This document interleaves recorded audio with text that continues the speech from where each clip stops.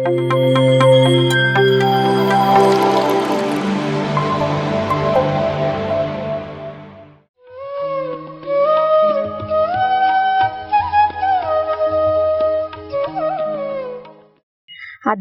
ಗುರುಗಳಾದಂಥ ಬ್ರಹ್ಮರ್ಷಿ ಪಿತಾಮಹ ಡಾಕ್ಟರ್ ಸುಭಾಷ್ ಪತ್ರಿಜಿಯವರನ್ನು ಮತ್ತು ಗುರುಮಾತೆಯಾದಂಥ ಸ್ವರ್ಣಲತಾ ಮಾತೆಯವರಿಗೂ ಕೂಡ ನಾನು ಗುರು ವಂದನೆಯನ್ನು ತಿಳಿಸುತ್ತಾ, ನಾನು 2011ರಲ್ಲಿ ಬಂದಿರುವಂಥ ಧ್ಯಾನಕ್ಕೆ ನನ್ನ ಮಗಳ ಮೂಲಕ, ಶ್ರೀಶಾ ಅನ್ನೋ ಮಗಳ ಮೂಲಕ ನಾನು ಬಂದಿರುವಂಥದ್ದು. ನಾನು ಬಂದಿರೋದು ಒಂದು ಆರೋಗ್ಯಕ್ಕೋಸ್ಕರ ಮಾತ್ರ. ನನಗೆ ಒಂದು ಸಮಯದಲ್ಲಿ ನನಗೇನಾಯಿತು ಅಂದರೆ, ಮನೆಯಲ್ಲಿ ಒಂದು ಕಳ್ತನ ಆಯಿತು. ಆದಾಗ ಎಲ್ಲವನ್ನು ಕಳ್ಕೊಂಡಾಗ ಒಂದು ಏನು ಇಲ್ಲದಂತೆ ಆದಾಗ ನಾನು ಮೊದಲು ಮಾನಸಿಕ ಸ್ಥಿತಿ, ಆರ್ಥಿಕ ಸ್ಥಿತಿ ಮತ್ತು ಒಂದು ಆರೋಗ್ಯದ ಸ್ಥಿತಿ ಅನ್ನೋದು ಕೂಡ ಕಳ್ಕೊಳ್ಳೋ ಪ್ರಸಂಗ ಬಂತು. ಮೊಟ್ಟ ಮೊದಲ ಬಾರಿಗೆ ನನಗೆ ಆರೋಗ್ಯ ಅನ್ನೋದು ಕೂಡ ನನಗೆ ಹೋಯಿತು. ಮೈಗ್ರೇನ್ ಹೆಡ್ಏಕ್ ಬಂತು, ಸೈನಸ್ ಪ್ರಾಬ್ಲಮ್ ಬಂತು, ಥ್ರೋಟ್ ಇನ್ಫೆಕ್ಷನ್ ಆಯಿತು, ಮೌತ್ ಅಲ್ಸರ್ ಆಯಿತು, ಮತ್ತು ಕೆಳಗೆ ಬಿದ್ದು ಸ್ಪೈನಲ್ ಕಾರ್ಡ್ ಅನ್ನೋದು ಹೋಯಿತು, ಪ್ಯಾರ್ಲೆಸ್ ಅಟ್ಯಾಕ್ ಬಂತು, ಲೋ BP, ಲೋ ಶುಗರು, ಮಂಡಿ ನೋವು, ಅದಂತ ಮೈಯೆಲ್ಲ ಒಳಗಡೆ ಹಿಮೋಗ್ಲೋಬಿನ್ ಕೂಡ ಕಡಿಮೆ ಆಗೋಂತ ಆಯಿತು ನನಗೆ. ಇದರಿಂದ ಒಂದು ಡಾಕ್ಟ್ರುಗಳಲ್ಲಿ ತೋರಿಸೋದು ಸ್ಪೆಷಲ್ ಅನ್ನೋದ್ರಾಯಿತು. ಆಗೋದ್ರಿಂದ ನನಗೆ ಬೇಸರ ಅನ್ನೋದು ಕೂಡ ಆಯಿತು. ಬೆಳಗ್ಗೆ 3 ಟ್ಯಾಬ್ಲೆಟು, ಮಧ್ಯಾಹ್ನ 3 ಟ್ಯಾಬ್ಲೆಟ್, ರಾತ್ರಿ 3 ಟ್ಯಾಬ್ಲೆಟ್, ಒಟ್ಟು ಒಂದು 10, 15, 20ರಿಂದ ನಾವು ಟ್ಯಾಬ್ಲೆಟನ್ನು ತೆಗೆದುಕೊಳ್ಳುವಂಥದ್ದು ಆಯಿತು. ಇದರಿಂದ ಬೇಸರ ಆಗಿ ಇನ್ನು ಇರಬಾರ್ದು ನನ್ನ ಜೀವನ ಅನ್ನೋದು ಕೂಡ ಒಂದು ಸಾಯೋ ಒಂದು ಪರಿಸ್ಥಿತಿಯಲ್ಲಿ ಈ ಧ್ಯಾನ ಅನ್ನೋದು ಕೂಡ ನನಗೆ ಸಿಕ್ತು. ಅಂದರೆ ಒಂದು ಈ ಗುಡುಗುಂಟಿ ರಾಮಚಂದ್ರ ಶೆಟ್ಟಿ ಅವ್ರ ಮನೆಗೆ ಒಂದು ಸೆಂಟ್ರ್ ಅನ್ನೋದಿತ್ತು ರಾಯಚೂರಲ್ಲಿ. ನನ್ನ ಹೆಸರು ಕಲಾವತಿ ಅಂತ ಹೇಳಿ. ನಾನು ಅಲ್ಲಿ ಮೊಟ್ಟ ಮೊದಲರಿಗೆ ಅಲ್ಲಿಗೆ ಬಾ ಅಂತ ಹೇಳಿದಾಗ ಅಲ್ಲಿ ಮೂಲೆಯಲ್ಲಿ ಒಂದಲ್ಲಿ ಕೂತ್ಕೊಂಡು ನಾನು ಧ್ಯಾನ ಮಾಡಿದಾಗ ನನಗೇನೋ ಒಂದು ಪರಮಾನಂದ ಅನ್ನೋದು ನನಗೆ ಸಿಕ್ತು. ಈ ಧ್ಯಾನಕ್ಕೆ ಬಂದು 3 ದಿನಗಳಲ್ಲೇ ನಾನು ಟ್ಯಾಬ್ಲೆಟ್ ಅನ್ನೋದು ತೊಗೊಳೋದು ಬಿಟ್ಟುಬಿಟ್ಟಿದ್ದೆ. ನಾನು ಅದು ಏನೋ ಕಳ್ಕೊಂಡು ಅನ್ನೋ ರೀತಿಯಲ್ಲಿ ನನಗೆ ಆಯಿತು. ಇದರಿಂದ ಒಳ್ಳೆಯ ಒಂದು ಎಕ್ಸ್ಪೀರಿಯನ್ಸ್ ಅನ್ನೋ ಆಯಿತು. ಅಂದರೆ ಇದನ್ನು ಬಿಡಬಾರ್ದು ಅನ್ನೋ ದೃಷ್ಟಿಯಿಂದ ನಾನು ಟ್ಯಾಬ್ಲೆಟ್ ಯಾವ ರೀತಿ ತೊಗೊತಾ ಇದ್ದೀನಿ ಅದೇ ರೀತಿಯಾಗಿ ನಾನು ತೊಗೊಂಡೆ. ನಾನು ಪತ್ರಿ ಸಾರ್ ನೋಡಿದ್ದಿಲ್ಲ, ಆದರೆ ಫೋಟೋದಲ್ಲಿ ನೋಡಿದೆ.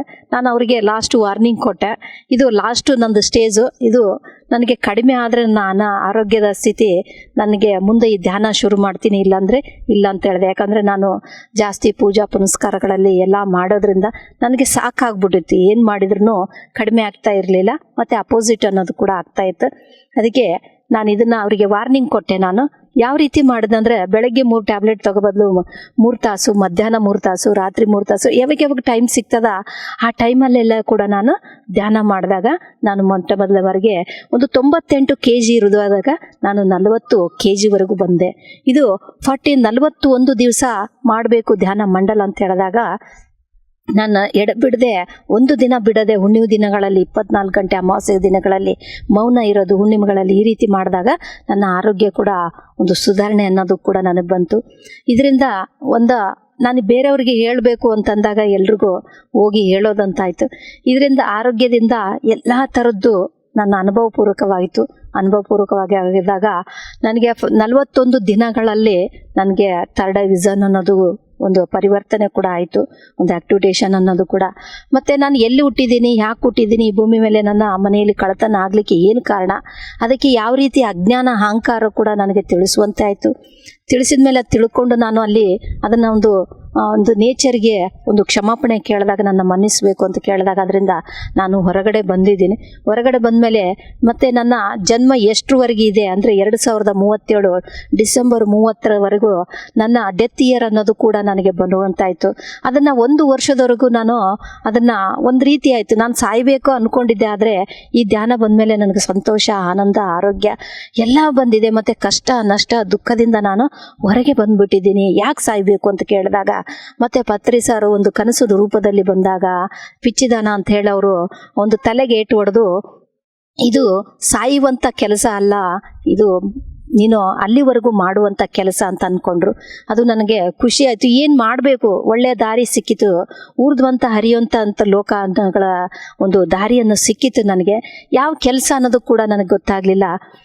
ಏನಾಯಿತು ಅಂತಂದರೆ, ಇದರಿಂದ ಮಿರಕಲ್ಸ್ ಅನ್ನೋದು ಕೂಡ ಒಂದು ನಡೆಯುವಂಥ ಆಯಿತು ನನಗೆ. ಅಂದರೆ ಈ ಜೂಮ್ ಸೆಕ್ಷನಲ್ಲಿ ಒಂದು ಕ್ಲಾಸಸ್ ಮಾಡಬೇಕಾದ್ರೆ ಒಂದು ಏಂಜಲ್ ತನ ಕನೆಕ್ಷನ್ನಿಂದ ಅದು ನಡೆಯುವಂತಾಯಿತು. ನಂಬರ್ ಮೇಲೆ ಅವರಿಗೂ ಕೂಡ ಒಂದು ಕ್ಲಾಸ್ ಅನ್ನೋದು ನಡೀತು. ಅಂದರೆ ಕೆಲವೊಂದು ಸಾರಿ ಏನಾಯ್ತು ಅಂದರೆ, ಒಂದು ಫ್ಯಾಮ್ಲಿಯಲ್ಲಿ ಕೂಡ ಅವರಿಗೆ ಈ ಬೆಂಗಳೂರು ಭಾಷೆ ಸ್ವಲ್ಪ ಕನ್ನಡನೂ ಅರ್ಥ ಆಗಲಿಲ್ಲ. ನಾರ್ತ್ ಕರ್ನಾಟಕದವ್ರಿಗೆ ಆ ಕಡೆ ಎಲ್ಲ ಸ್ವಲ್ಪ ಫ್ಯಾಮಿಲಿಯಲ್ಲಿ ಒಂದು ಮರಾಠಿ ಒಳಗಡೆ ಇದ್ರು, ಸೊಲ್ಲಾಪುರ, ಪೂನಾ ಆ ಕಡೆ ಎಲ್ಲ ಹಿಂಗಿದ್ರಿಂದ ಅವರಿಗೆ ಈ ಕನ್ನಡ ಅರ್ಥ ಆಗದಿಂದಾಗ ನಾನೇ ಒಂದು ಜೂಮ್ ಕ್ಲಾಸ್ ಅನ್ನೋದು ತೆಗೆದುಕೊಳ್ಳೋಂತಾಯ್ತು. ಅವರು ಕೂಡ ಒಂದು ಜೂಮ್ ಕ್ಲಾಸಿಂದ ಅವರು ಒಳ್ಳೆ ರೀತಿಯಿಂದ ಎಲ್ಲರೂ ಮನೆಯಲ್ಲಿ ಕೂಡ ಧ್ಯಾನ ಮಾಡ್ತಾ ಇದ್ದಾರೆ. ಮಾಡೋದ್ರಿಂದ ಇದು ಒಂದು ಮ್ಯಾನಿಫೆಸ್ಟ್ ಅನ್ನೋದು ಕೂಡ ಅವರು ಮಾಡಿದ್ರು, ಒಂದು ಮಿರಕಲ್ ಅನ್ನೋದು ಕೂಡ ಮಾಡಿದಾಗ ಅವ್ರ ಮಕ್ಕಳನ್ನು ಕೂಡ ಈಗ ಎಲ್ಲಿಗೆ ಹೋಗ್ಬೇಕು, ಎಲ್ಲಿ ಬರಬೇಕು, ಮತ್ತು ಎಷ್ಟು ಹಣದ ವ್ಯವಸ್ಥೆ ಕೂಡ ಆಗಬೇಕು ಅನ್ನೋದು ಕೂಡ ಅವ್ರು ತಿಳ್ಕೊಂಡು ಒಂದು ಮ್ಯಾನಿಫೆಸ್ಟ್ ಅಂದರೆ ನೇಚರ್ಗೆ ಒಂದು ಕನೆಕ್ಟ್ ಆದರು. ಅವರು ಒಂದು ವಿಜುವಲೈಸೇಷನ್ ಮಾಡಿಕೊಂಡ್ರು, ಒಂದು ಕ್ರಿಯೇಟಿವ್ ಮಾಡಿಕೊಂಡು ಕನೆಕ್ಟ್ ಮಾಡ್ಕೊಂಡವರು ಒಂದು ಮ್ಯಾನಿಫೆಸ್ಟ್ ಅನ್ನೋದು ನಡೆಯುವಂತಾಯಿತು. ಅವ್ರೀಗ ಕೆಲವೊಬ್ಬರು, ಯಾಕಂದರೆ ಪ್ರತಿಯೊಬ್ಬರಿಗೂ ನಾನು ಮೋಟಿವೇಶನ್ ಮಾಡಿದ್ದು ಒಂದು ಯಂಗ್ ಜನ್ರೇಷನ್ಗೆ, ಒಂದು ಯೂತಿಗೆ ಮಾಡಿದೆ. ಯಾಕಂದರೆ ಅವ್ರು ಕಲ್ತ್ರೇ ಎಲ್ಲ ಕಡೆ ಹೋಗಿ ಬರ್ತಾರೆ ಅನ್ನೋ ದೃಷ್ಟಿಯಿಂದ ನಾವು ಮಾಡಿದ್ದೀವಿ. ಮತ್ತು ಇವತ್ತು ಹೆಣ್ಣು ಮಗು ಹೋಗ್ಬೇಕು, ಹೆಣ್ಣು ಮಗು ಮಾಡಬೇಕು ಅಂತೇನಿಲ್ಲ. ಈಗ ಕೂಡ ಒಂದು ಮಗು ಕೂಡ ಒಂದು ಒಲಿಂಪಿಕ್ಕಲ್ಲಿ ಒಂದು ವೇಟ್ ಲಿಫ್ಟ್ ಅಂತ ಮಾಡಿ ಅವಳು ಕೂಡ ಒಂದು ವೆಜಿಟೇರಿಯನ್ ಆಗಿ ಈಗ ಸಿಂಗಾಪುರದಲ್ಲಿ ಒಂದು ಮೆಡ್ಲ್ಗೋಸ್ಕರ ಹೋಗ್ತಾ ಇದ್ದಾಳೆ. ನಾಳೆ 24ಕ್ಕೆ ಆಕಿನೂ ಒಂದು 21 ಡೇಸ್ ಒಂದು ಧ್ಯಾನ ಮಾಡಿಕೊಂಡು ಇದ್ರ ಬಗ್ಗೆ ತಿಳ್ಕೊಂಡು 4 ಜನಕ್ಕೆ ಹೇಳಿ ಅದನ್ನು ಕೂಡ ಮಾಡಿದ್ದಾಳೆ. ಒಂದು ಅದಿತಿ ಪರ್ಶೆಟ್ಟಿ ಅಂತ ಹೇಳೋರು ಕೂಡ ಧ್ಯಾನದಲ್ಲಿ ಇದ್ದಾರೆ. ಮತ್ತು ಅಭಿಷೇಕ ಅನ್ನೋದು ಕೂಡ, ರಶ್ಮಿ ಅನ್ನೋರು ಕೂಡ ಅವರು ಸೌತ್ ಆಫ್ರಿಕಾಕ್ಕೆ ಹೋಗಿದ್ದಾರೆ, ಏರ್ಫೋರ್ಸಿಗೆ ಕೋರ್ಸಸ್ ಎಲ್ಲ ಹೋಗಿದೆ ಮ್ಯಾನಿಫೆಸ್ಟ್ ಅನ್ನೋದು ಧ್ಯಾನ ಮಾಡೋದ್ರಿಂದ. ಇನ್ನೊಬ್ಬರು ವೀರೇಂದ್ರ ಅಂತ ಹೇಳಿ ಅವರು ತಮ್ಮ ಮ್ಯಾನಿಫೆಸ್ಟಿಂದ ಇಷ್ಟು ಹಣ ಬೇಕು, ಇಷ್ಟೇ ಇದ್ರಂತೆ ಅವರು ಕೂಡ ಒಂದು US ಹೋಗಂತೆ ಆಗಿದೆ. ಇದು ಒಂದು ಮಿರಾಕಲ್. ಧ್ಯಾನದಿಂದ ನಮಗೆ ಎಲ್ಲ ನನಗೇನು ಬೇಕು ಅನ್ನೋದು ಕೂಡ ಆ ನೇಚರ್ ಕೊಡ್ತಾ ಇದೆ. ನನ್ನಲ್ಲಿರುವಂಥ ಒಂದು ಕಷ್ಟ ನಷ್ಟ ದುಃಖದಿಂದ ಬಂದರೆ ಸಾಕು, ಎಲ್ಲ ರೀತಿಯಿಂದ ನಮ್ಗೆ ಕೊಡುವಂತ ಆಗ್ತದೆ. ನಾನು ಅಂದ್ಕೊಂತೀನಿ, ನಾನು ಒಂದು ಬರಬೇಕಾದ್ರೆ ಜರ್ನಿಯಲ್ಲಿ ಒಬ್ಬನೇ ಆಗಬೇಕು ಅನ್ನೋದು ಕೂಡ ಇರುತ್ತೆ, ಹೋಗ್ಬೇಕಾದ್ರೆ ಒಬ್ಬರೇ ಇರುತ್ತೆ. ನಾನು ಹೆಂಗಪ್ಪ ಮಾಡ್ಬೋದು ಅಂತ ಅಂತಿರ್ತೀವಿ, ಆದರೆ ನಮ್ಮ ಸುತ್ತಮುತ್ತಲೂ ಕೂಡ ಮಾಸ್ಟರ್ಸ್ ಅನ್ನಿರುತ್ತೆ. ಉದಾಹರಣೆಗೆ ಮೊನ್ನೆ ನಾನು ಟ್ರೈನಲ್ಲಿ ಬರಬೇಕಾದ್ರೆ ನಾನು ಒಬ್ಬಳೇ ಹತ್ತಿದಾಗ ಒಂದು ಬೋಗಿ ಮಿಸ್ ಆಗಿ ಇನ್ನೊಂದು ಬೋಗಿಗೆ ನಾನು ಹೋದೆ. ಅಂದರೆ 6th ಬೋಗಿ ಬದಲು 7th ಬೋಗಿಗೆ ಹೋಗಿ ಕೂತ್ಕೊಂಡಾಗ ಅಲ್ಲಿ ಕೆಲವೊಬ್ಬರಿಗೆ ಬೆಂಗಳೂರೇ ಅವರು ಎಲ್ಲರೂ ಇದ್ದವರು, ಆದರೆ ಯಾರಿಗೂ ಒಬ್ರಿಗೊಬ್ರು ಗೊತ್ತಿರಲಾರ್ದೆ ನನ್ನ ಕೆಲವೊಂದು ಅನುಭವಗಳು ಹೇಳಿದಾಗ ಅವರು ಕೂಡ ಒಂದು ಧ್ಯಾನದ ಸ್ಥಿತಿಯಲ್ಲಿ ಅವರು ಕೂಡ ಒಂದಾಗುವಂತಾಯಿತು. ಮತ್ತು ಇನ್ನೊಂದು ಬೋಗಿಯಲ್ಲಿ ಹೋದಾಗ ಅವರು ಹೊಸಬ್ರು ಇದ್ರು, ಅವ್ರಿಗೂ ಹೇಳುವಂತಾಯ್ತು. ಅಂದರೆ ನಾನು ಎಲ್ಲೇ ಹೋದ್ರೆ ಎಲ್ಲೇ ಬಂದರೂ ಕೂಡ ನನ್ನ ಒಂದು ಸಮಯವನ್ನು ನಾನು ಯಾವ ರೀತಿ ಕಳಿಬೇಕಂದ್ರೆ ಒಂದು ಧ್ಯಾನ ಮಾಡಬೇಕು, ಇಲ್ಲ ಧ್ಯಾನ ಹೇಳ್ಕೊಡ್ಬೇಕು, ಮತ್ತು ಅನುಭವನ ಒಂದು ಭಗವಂತನ ಕೆಲಸ ನಾನು ಮಾಡಬೇಕು ಅಂತ ಅಂದ್ಕೊಂಡಾಗ ಈ ರೀತಿಯಲ್ಲಿ ಸಿಗುವಂತಾಗ್ತಾ ಇದೆ. ಅಂದರೆ ಈ ರೀತಿ ನಾನು ಅಡ್ಡಾಡ್ತೀನಿ, ಮಾಡ್ತಾ ಇದ್ದೀನಿ, ಒಂದು ಸೇವೆ ಅನ್ನೋದು ಮಾಡಬೇಕು ಅಂತ ಮನಸ್ಸಿನಲ್ಲಿತ್ತು. ನಮಗೆ ಅವರು ಕೋಟೇಶ್ವರ್ ಸರ್ ಕೂಡ ಅವರು ಕೂಡ ಹೇಳಿದ್ರು, ಎಷ್ಟು ದಿನ ಧ್ಯಾನ ಮಾಡ್ತೀಯ, ಸೇವೆ ಅನ್ನೋದು ಕೂಡ ಮಾಡಬೇಕು ಅಂತಂದರು. ಮತ್ತು ಇನ್ನೊಂದು ಇಂಟೆನ್ಷನ್ ಕೂಡ ಹೊರತು ಸೇವೆ ಮಾಡಬೇಕು ಅಂತೇಳಿ ಇಲ್ಲಿ ನಾನು ಸೇವೆಗೆ ಕಡತಾಲಲ್ಲಿ ಕೂಡ ಸೇವೆಯನ್ನು ಕೊಡುವಂಥ ಭಾಗ್ಯ ಕೂಡ ಇಲ್ಲಿ ಸಿಕ್ಕಿದೆ. ನಾನು ಸೇವೆಯನ್ನು ಕೂಡ ಮಾಡ್ತಾ ಇದ್ದೀನಿ. ಇದರಿಂದ ಎಲ್ರಿಗೂ ಹಂಚುವಂತೆ ಆಗಿದೆ. ಈ ಎಲ್ಲ ಕಡೆ ಕೂಡ ನಡೆದ ಇದೆ. ಬೀದರು, ಬಾಲ್ಕಿ ಅವರಿಗೆ ಭಾಷೆ ಅರ್ಥ ಆಗಲಿಂದು ಕೂಡ ಅವ್ರ ಭಾಷೆಯಲ್ಲಿ ಹೇಳಿ ಧ್ಯಾನವನ್ನು ಮಾಡ್ತಾ ಇದ್ದಾರೆ. ಅವ್ರೂ ಎಷ್ಟೋ ಥರದ್ದು ಈಗ ಪಿರಮಿಡ್ ಕೂಡ ಕಟ್ತಾ ಇದ್ದಾರೆ. ಅವರು ತೋಟದಲ್ಲೇ ಆಗ್ಬೋದು, ಮನೆಗಳಲ್ಲೇ ಆಗ್ಬೋದು. ಅವರು ಕೂಡ ಹೊಸಬ್ರು ಎಲ್ಲರಿಗೂ ಬರುವಂತೆ ಹೇಳಿದ್ದೀನಿ. ಅವ್ರು ಇಲ್ಲಿ ಬಂದು ನೋಡಬೇಕು. ಎಲ್ಲ ಥರದ್ದು ಬೇರೆ ಬೇರೆ ಜಾತ್ರೆಗಳನ್ನು ನೋಡ್ತೀವಿ, ಆದರೆ ಪಿರಮಿಡ್ ಜಾತ್ರೆ ಕೂಡ ನಾವು ನೋಡೋದಿಲ್ಲ. ಇದನ್ನು ನೋಡಿರಿ ಅಂತ ಹೇಳ್ತೀನಿ. ಆದರೆ ಧ್ಯಾನದಿಂದ ಎಲ್ಲ ಸಾಧ್ಯ ಇದೆ ಮಾಸ್ಟರ್ಸು. ಒಂದು ಆರೋಗ್ಯವು ಕೂಡ ಸಿಗುತ್ತೆ.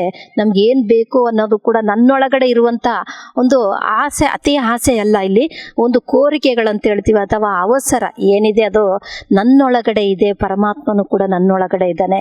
ನಾನು ಅದನ್ನು ತಿಳ್ಕೊಂಡ್ರೆ ಸಾಕಂತ ಹೇಳ್ತೀನಿ. ಅದಕ್ಕೆ ಎಲ್ಲರೂ ಕೂಡ ಮಕ್ಕಳಿಗೆ ಮಾಡುವಂತ ಹೇಳಬೇಕು, ಒಂದು ಯೂತ್ ಜನರಿಗೆ ಕೂಡ ಮಾಡುವಂಥ. ಬರೇ ನಾವು ಎದೆಯಲ್ಲಿ ಆಸ್ತಿ ಮಾಡೋದು ಒಂದೇ ಅಲ್ಲ ಮಾಸ್ಟರ್ಸು, ನಾವು ಅವರಿಗೆ ಒಂದು ಧ್ಯಾನದ ಜ್ಞಾನವನ್ನು ಕೊಡಬೇಕು, ಮತ್ತು ಅದು ಸಂಪತ್ತಿನ ಸಮೃದ್ಧಿಯೂ ಕೂಡ ಆಗಲಿ ಅಂತ ಕೇಳಿಕೊಂಡು ಎಲ್ರಿಗೂ ಕೃತಜ್ಞತೆ ಭಾವನೆಯನ್ನು ತಿಳಿಸ್ತಾ ಇದ್ದೇನೆ ಮಾಸ್ಟರ್ಸು.